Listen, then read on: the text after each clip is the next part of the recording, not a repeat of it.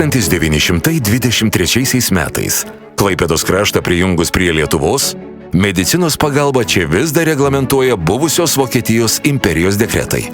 Dėl medicinos paslaugų brangumo, kalbinio barjero gyventojams medicinos pagalbą gauti buvo sunku. Todėl Lietuvos Raudonojo kryžiaus draugija 1933 metais nutarė įsteigti Klaipėdos Raudonojo kryžiaus ligoninę. Pirmasis ligoninės direktorius, daktaras Juozas Ciplijauskas, dėl medicinos personalo trūkumo po metų įsteigė Klaipėdos gailestingųjų seserų kursus. Nuo čia skaičiuojama Klaipėdos valstybinės kolegijos sveikatos mokslų fakulteto istorija. Mano mamytė Elena Giniotytė Grudzinskienė yra Klaipėdos gailestingųjų seserų kursų absolventė. Jis rašo, kad būdavo labai įdomiai supažindindama su medicininė praktika, kaip elgtis su ligoniais, kaip globoti, nerodyti jokio pykčio, atsinešti labai švelniai, kaip jinai prisiminimuose rašo. Tai nuo 14 iki 17 valandos būdavo pietų pertrauka.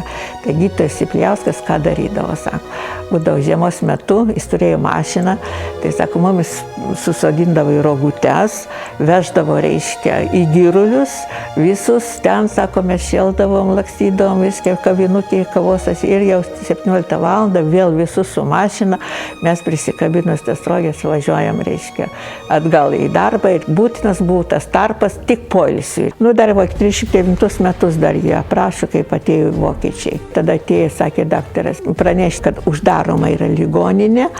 Tai bet dar jos nubėgo į teatro aikštę Fiurerio paklausyti ir tada jau susikrovė mantą, mes išvažiavome į Palangą gyventi.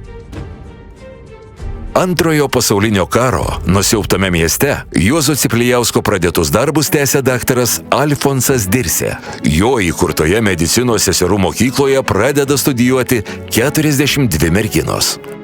1953-aisiais Klaipėdos medicinos mokyklai suteikiamas respublikinis mokymo įstaigos statusas. Tuo tarpu būsimosios medicinos seserys ne tik remta mokslus, bet ir aktyviai dalyvauja užklasinėse, meninėse ar sportinėse veiklose. Baigiau akušerių specialybę 64-ais. Biednai atrodė. Paskai skaitys, užsižymėsim. Viskas toks. Paskui klausinės, turėjom jau gerai žinoti visą eigą apie ligonius, kad gerb, mylėti. Mūsų mokykla, kadangi vienus mergaitės, draugavom su jūreivystės mokykla. Ten vieni bernai čia kviesi į kokius baliukus, kas čia susidraugausim, į pasimatymus. 1967-ieji Klaipėdos medicinos mokykloje studijuoja jau tik sovietmečių gimusios merginos. Laikmetis slogus, tačiau žingeidumo ir užsispyrimo būti geriausiomis jis neužgožia. Slegiantys įspūdžiai yra iš sovietmečio. Įvairios rusiškos programos ir mes, aišku, pagal jas turėjome dirbti. Viskas buvo pasakyta, taip turi būti, šitaip ir ne kitaip. Tas požiūris, kad čia guli ligonis, ne pacientas, netgi ligonis. Ir reikia tiesiog daryti tai, ką nurodė gydytojas ir daugiau nieko. O žiūrėkit, kas dabar daros. Mes tokių neįsivaizdavom. Aš mokiau studentus visų procedūrų, injekcijų su tokiais sukiužusiais moliniais muliažais. Bet mes visas procedūras atlikdavom vienos ant kitų. Vis tiek, kad ir sovietmečių, mums rūpėjo, kad ta medicinos sesuo būtų gerai paruošta. 1971 metais baigiau mokyklą. Laikmetis žinom, koks tuo metu buvo.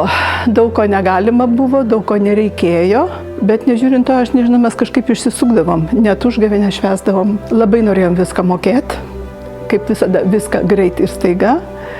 Labai daug naudos gavome ir iš vyresniųjų seserų, kurios ligoniniai mus kuruodavo kaip praktikų vadovai. Iš tiesų, prisiminus tą visą laikotarpį labai šviesu. 1971-aisiais mokyklai suteiktas Juozo Kupčinsko vardas. Lietuva vis dar gyveno pagal Sovietų Sąjungos taisykles ir sąlygas, tačiau medicinos mokykloje ugdymas vyko tarsi iš rašto.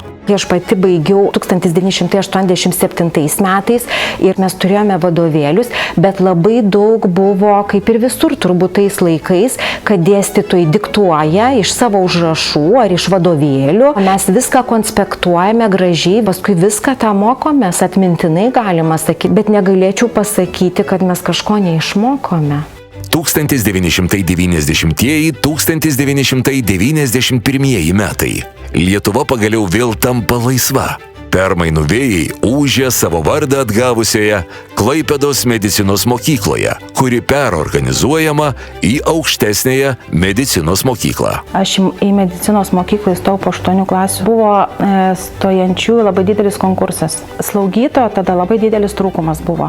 Tai aš didžiavausi, kaip nežinau, kaip būčiau loteriją laimėjus. Ir mes su pasididžiavimu mokėmės, kad jeigu pasakom, kad medicinos mokykla, tai čia prestižas buvo mūsų laikais. Buvo sukurta tokia labai nedidelį, primityvi, atsimenu, bendrabutį slaugos laboratorija, kurioje ten turėjom ranką ir mokėmės įdurti veną. Tiesiog mes mokėmės pagrindinių technikų, buvo vienintelis slaugos vadovėlis, kiek dabar atsimenu, jau lietuviškas. Nuo 1987 metų buvau paskirta direktorė šios mokymo įstaigos. O tada vyko transformacijos įvairios. Teko reformuoti studijų programas taip, kad jos atitiktų ES reikalavimus. Ir štai čia labai didelę pagalbą mums suteikė kaimyninės Skandinavijos šalių vyriausybės, skirdamos ir finansus, ir dėstytojus, kurių pagalba buvo vykdomi dideli projektai. Mes gavom bukletus ir tuos bukletus atsivertė, o ten fantastiškos mokymo priemonės. Visi tie muliažai, visokie manekenai, simuliacijai skirti, tai yra nuostabus dalykas. Mes dirbom juodai ir niekada nesiskundėm. Kai prasidėjo slaugos reforma, buvo kuriama ta teisinė bazė, buvo slaugos praktikos įstatymas sukurtas, medicinos normos, buvo pradėta ieškoti literatūros, antras sritis buvo, aišku, medicinos mokyklose pakeisti slaugos studijų programą. Slauga iki šiol buvo, tokia kaip pagalbinė profesija gydytojams. Slauga nebuvo traktuojama kaip mokslas. O pats slaugos mokslas turi savo ir teorijas, ir metodus, ir galimybės, kaip slaugyti žmogų pagal žmogaus poreikis. Tai vadinasi holistinė slauga. 2000 metai. Mokyklos pradininko Juozo Ciplijausko šeima iš Jungtinių Amerikos valstijų stebi įstaigos veiklą ir inicijuoja kasmetinę premiją šauniausiai medicinos seseriai. Aš 2013 metais buvau paskutinioji Juozo Ciplijausko premijos laureatė. Labai džiaugiausi iš tikrųjų. Baigiau tą mokyklą, pirmoji praktika buvo būtent Respublikiniai Klaipėdos ligoninei, kurioje Ciplijauskas įsteigė gailestingųjų seserų mokslus. Iš čia kilo Klaipėdos valstybinė kolegija. Ir paskui su jas sugrįžau tęsti savo karjeros. 2001.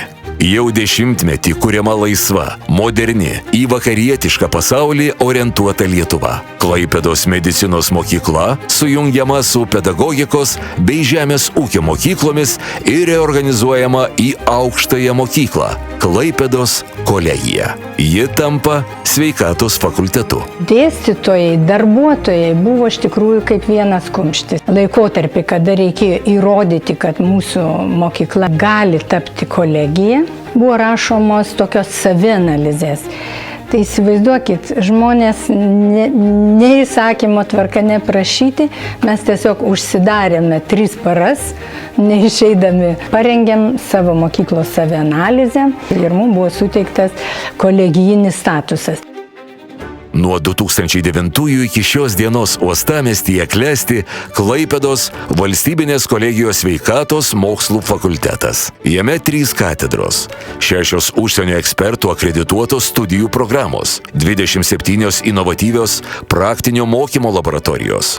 74 profesionalūs dėstytojai, 900 motyvuotų studentų ir beveik 100-metį nekintančios pamatinės vertybės. Sakyčiau, kad vyko tęstinumas visų darbų toliau. Visuomenė vyksta nuolatinis tas vystimasis, čia atsiranda technologijos, skverbėsi visų mūsų gyvenimą ir taip pat į studijas ir sveikatos priežiūros specialistų darbo, atsiranda programinė įranga įvairiausia, robotai, mobilūs įvairūs prietaisai, virtuali realybė, ko nebuvo iki tol. Klaipėdos valstybinė kolegija yra viena iš stipriausių, turbūt ir visam Pabaltyje. Šiandien mes turim naujausias simulacinės klases su manekenais, kurie realiu laiku gali keisti gyvybinės funkcijas. Turim aukščiausio lygio dėstytojus, specialistų savo srities, prieimą prie daugelį naujausių duomenų bazių, kuriais studentai gali naudotis. Net robotus, kurie gali dirbti su autistiškais žmonėmis.